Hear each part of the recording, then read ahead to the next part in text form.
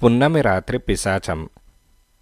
మార్కాపురం అడవి ప్రాంతాన కట్టెలు కొట్టేవాడొకడు చిన్న గుడిసెలో నివసిస్తూ ఉండేవాడు.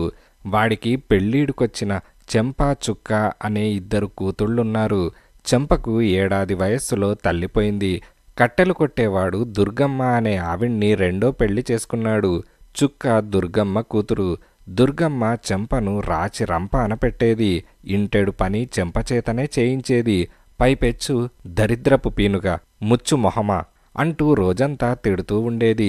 చెంపకు సవతి తల్లి తిట్లు ఎంతో బాధ కలిగించేవి. తనకు త్వరగా పెళ్ళయ్యేలా చేసి సవతి తల్లి తిట్ల బారి నుంచి తనను కాపాడమని భగవంతుణ్ణి ప్రార్థిస్తూ ఉండేది. ఒక వేసవికాలం పున్నమి రాత్రి గుడిసెలో గాలి రాక నిద్రపట్టని చెంప బయటకు రాబోతూ నులక మంచం మీద కూర్చొని మాట్లాడుకుంటున్న తండ్రి పిన్నిల మాటలు విన్నది. అమ్మాయిలు పెళ్లికెదిగారు. ఈ సంవత్సరం తల తాకట్టు పెట్టైనా చెంపకు పెళ్లి చేయాలి అని తండ్రి అంటున్నాడు.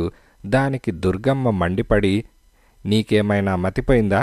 చెంపకు పెళ్లి చేసి పంపించేస్తే ఇంటెడు పని ఎవరు చేస్తారు? 2 పెళ్ళిళ్ళు ఒకేసారి చేయగల తాహత మనకు లేదు. ముందు చుక్కకు ఏదైనా సంబంధం చూడు అని భర్తతో అన్నది. ఇది విని చెంపకు దుఃఖం పొంగుకు వచ్చింది. ఇక తనకు జీవితంలో ఇప్పుడున్న నరకం నుంచి విముక్తి లేదన్న భయం కలిగింది. ఇలా బతికే కన్నా అడవిలో ఏ క్రూర మృగానికో ఆహారమైపోవడం మేలనుకుంటూ ఆమె గుడిసె తలుపు దగ్గరగా వేసి అడవిలోకి వెళ్ళింది. అక్కడ చెంపకు ఏ క్రూర మృగము తటస్థపడలేదు. ఇక ఇది పని కాదని ఆమె అక్కడ కనిపించిన ఒక పాడుపడిన బావికేసి వెళ్లేంతలో చెట్టుపై నుంచి ఒక పిశాచం కిందకి దూకి ఆగు ఆగు అంటూ అరిచింది. చావడానికి సిద్ధపడిన చెంప పిశాచాన్ని చూసి ఏమాత్రం భయపడక, నా చావుకు అడ్డుపడతావెందుకు అని అన్నది. పిశాచం ఎంతో ఆప్యాయంగా గుచ్చి అడిగాక చెంప తన కథంతా చెప్పి, మా పిన్ని తిట్లు సహిస్తూ బతికే కన్నా చావడం నయం అని అన్నది. ఈ స్వల్పానికే నీకు జీవితం పట్ల విరక్తి కలిగిందా? ఉండు అంటూ పిశాచం బావిలోకి దూకి ఒక పాతకాలపు గోనె సంచి తెచ్చి చెంపకు ఇచ్చింది.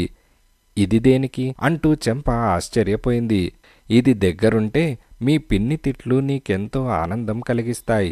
ఇంకా ఇంకా తిట్టాలని కోరుకుంటావు. ఎందువల్లనంటే ఆమె తిట్టిన ప్రతి తిట్టుకు ఇందులో ఒక బంగారు కాసు పోగుపడుతుంది. మీ పిన్ని ఒక రోజున తిట్టిన తిట్ల వల్ల పోగుపడిన బంగారు కాసులతో నీ పెళ్లి ఘనంగా జరిగిపోతుంది. అయితే ఈ గోనె సంచి మహిమ ఒకరోజు మాత్రమే పరిమితం సుమా అని పిశాచమన్నది. చెంప పిశాచానికి కృతజ్ఞత చెప్పుకొని గుడిసెకు తిరిగి వచ్చి గోనెను పశువుల కొట్టెంలోని గడ్డి మోపుల కింద దాచి ఏమీ ఎరగని దానిలా పడుకున్నది. మర్నాడు తెల్లవారుతూ ఉండగా దుర్గమ్మ కీచుమంటూ చెంప వీపు మీద గట్టిగా చరిచి, బారెడు పొద్దెక్కినా నిద్రలేవేమే దరిద్రపు మొహమ, పశువుల కొట్టం బాగుచేసి ఆవు పాలు పిండుకురా అని అన్నది. పిన్ని తిట్టిన మొదటి తిట్టు అని అనుకుంటూ చెంప పశువుల కొట్టంలోకి పోయి గోనె సంచిలో చెయ్యి పెట్టి చూసింది. లోపల మిలమిలా మెరుస్తున్న బంగారు కాసొకటి కనిపించింది. ఆ రోజు చీకటి పడి కట్టెలు కొట్టేవాడు ఇల్లు చేరాడు. అప్పటికి దుర్గమ్మ తిట్టిన తిట్లతో సంచిలో 200కు పైగా బంగారు కాసులు పోగయ్యాయి. చెంప వాటిని తండ్రికి చూపి, ఇది పున్నమి రాత్రి పిశాచం నాకు చేసిన మేలు అని అన్నది. పక్కనే ఉండి అంతా విన్న దుర్గమ్మ పళ్ళు కొరుకుతూ, నా తిట్లకు రాలిన బంగారు కాసులు నాకే చెందుతాయి.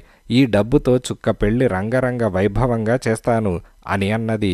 కట్టెలు కొట్టేవాడు మొదటిసారిగా దుర్గమ్మ మాటకు అడ్డు చెబుతూ, ఈ అన్యాయం నేను సహించను. ఈ డబ్బును చెంప పెళ్లికే ఉపయోగిస్తాను అని ఆవేశంగా అన్నాడు.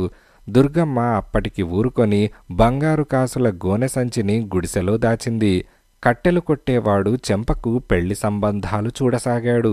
మళ్ళీ పున్నమి వచ్చింది. ఆ రాత్రి దుర్గమ్మ తన కూతురు చుక్కకు చెప్పవలసిందంతా చెప్పి అడవికి పంపింది. చుక్క లోగడ చెంపలాగానే పాడుబడిన బావిలోకి దూకబోతున్నట్టు దానికేసి నడిచింది. అప్పుడు పున్నమి రాత్రి పిశాచం చుక్కకు అడ్డుపడింది. చుక్క తన తల్లి తిట్లను భరించలేక బావిలో దూకబోతున్నట్టు పిశాచానికి చెప్పి కళ్ళనీళ్లు పెట్టుకున్నది.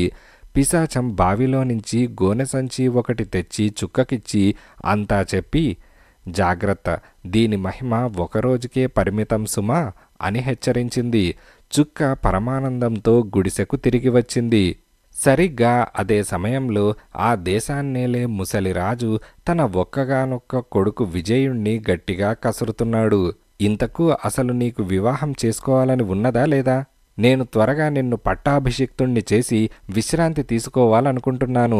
నువ్వేమో ఏ దేశపు రాజకుమారి చిత్రపటం చూసినా పెదవి విరిచి దూరంగా పెట్టేస్తున్నావు అని రాజు కోపంగా అన్నాడు. ఇందుకు యువరాజు విజయుడు చిన్నగా నవ్వి, నాకు వివాహం చేసుకోవాలని లేకపోవడమేమిటి? ఆ చిత్రపటాల్లోని ఏ రాకుమారి మన రాజ్యంలోని కొండ ప్రాంతాన గల అడవిలో కట్టెలు కొట్టుకు బతికే అతడి ఇద్దరి కూతుళ్ల అందానికి సరిపోలరు అని అన్నాడు. తరచూ ఒంటరిగా వేటకు వెళ్లే విజయుడు కట్టెలు కొట్టేవాడి కూతుళ్ల మీద మనసు పడినట్టు గ్రహించిన రాజు, సరే, ఇంతకు నువ్వు కట్టెలు కొట్టేవాడి కూతుళ్లలో ఎవరిని వివాహమాడదలిచావో చెప్పు, కబురు పంపుతాను అని అన్నాడు. ఇద్దరికిద్దరూ కుందనపు బొమ్మలే. ఒకసారి ఇద్దరినీ దగ్గరగా చూసి పలకరించి వాళ్లలో ఒకరిని భార్యగా ఎన్నుకోదలిచాను అని విజయుడన్నాడు. మర్నాడు ఇద్దరూ మారువేషాల్లో బయలుదేరి కట్టెలు కొట్టేవాడి గుడిసె దగ్గరకు వెళ్లారు. అప్పటికి సూర్యోదయం అవుతున్నది. కట్టెలు కొట్టేవాడు అప్పటికే అడవిలోకి వెళ్ళిపోయాడు. చెంప గుడిసె ముందు కళ్ళాపి జల్లి ముగ్గులు పెడుతున్నది. అపరిచితులను చూడగానే చెంప ఆ పక్కనే ఉన్న మంచం వాల్చి, కూర్చోండి, మా నాన్న కోసం వచ్చారా? ఆయన సాయంకాలానికి గాని ఇంటికి రాడు. మా అమ్మను పిలవమన్నారా అని అడిగింది. ఇంతలో గుడిసెలోపల దుర్గమ్మ తన కూతురు చుక్క మీద తిట్టిన తిట్టు మళ్లీ తిట్టకుండా తిట్లవాన కురిపిస్తున్నది. ఆ రోజులో ఒక్క క్షణం కూడా వృధా చేయకుండా కూతురును తెగ తిడుతూ గోనె నిండుగా బంగారు కాసులు పోగు చేసుకోవాలని ఆమె ఆత్రం. చెంప గుడిసెలోకి పోయి ఎవరో ఇద్దరు కొత్తవాళ్లు వచ్చినట్టు దుర్గమ్మకు చెప్పింది. దుర్గమ్మ ఆ మాటలు వినిపించుకోకుండా, పొమ్మను పొమ్మను, సాక్షాత్తు ఈ దేశపు రాజుగారే వచ్చినా నాకు పలకరించేందుకు తీరిక లేదు అని అన్నది. చెంప బయటకు వచ్చి రాజుతో, మా పిన్ని అవసరమైన పనిలో ఉన్నది, మీరేమీ అనుకోకండి అని చెప్పింది. సరే, వస్తాం అంటూ రాజు యువరాజు తిరుగు ప్రయాణమయ్యారు. దారిలో రాజు విజయుడితో, మనం చూసిన అమ్మాయి లక్షణంగా ఉన్నది, అయినా ఆ రెండో అమ్మాయిని కూడా చూడాలిగా, రేపు వద్దాం అని అన్నాడు. అవసరం లేదు నాన్నగారు, కన్న తల్లి చేతే అన్ని తిట్లు తింటున్న ఆ అమ్మాయిని చూడనవసరం లేదు అని అన్నాడు. ఆ మర్నాడు రాజభటులు రాజలాంఛనాలతో వచ్చి కట్టెలు కొట్టేవాడి కుటుంబాన్ని నగరానికి తీసుకుపోయారు. రాజప్రాసాదానికి చేరుకున్నాక దుర్గమ్మ చెంప చేతులు పట్టుకొని, నన్ను క్షమించు చెంప, కనికరం చూపకుండా కసాయిదానిలాగా నిన్ను వేపుకు తిన్నాను. నా అసూయకు కుత్సిత బుద్ధికి తగిన శాస్తి జరిగింది. నీ మంచితనం ఓర్పు కొద్దీ నువ్వీ దేశానికి రాణివవుతున్నావు. పున్నమి రాత్రి పిశాచం పుణ్యమా అని ఎన్ని బంగారు కాసులు ఇంట ఉంటేనేం? నీ చెల్లి చుక్కను ఏ కట్టెలు కొట్టేవాడికో కట్టబెట్టే బదులు ఉన్న బంగారం కట్నంగా ఇచ్చి నగరంలోని ఏ కట్టెల దుకాణం వాడికో ఇవ్వక తప్పదు అని దుర్గమ్మ పుట్టెడు దిగులుతో అన్నది. చెంప ఆమెను ఓదారుస్తూ, అదేం మాట పిన్ని, చెల్లెలికి మంచి సంబంధం వెతికి ఘనంగా పెళ్లి చేసే బాధ్యత నాది అని అన్నది. అప్పుడు యువరాజు విజయుడు, ఇదేం మాట చెంప, దేశానికి రాజు కాబోతున్న నాకు తోడల్లుడుగా మరొక రాజకుమారుడే కావాలి. అలా కానప్పుడు మన ఇద్దరికీ ఎంత తలవంపు అని రాకుమారుడు దుర్గమ్మతో, అత్తగారు మీరేం దిగులు పడకండి, మరదలికి మరొక దేశం రాజకుమారుడితో వివాహం జరిగేలా చూసే బాధ్యత నాది అని అన్నాడు.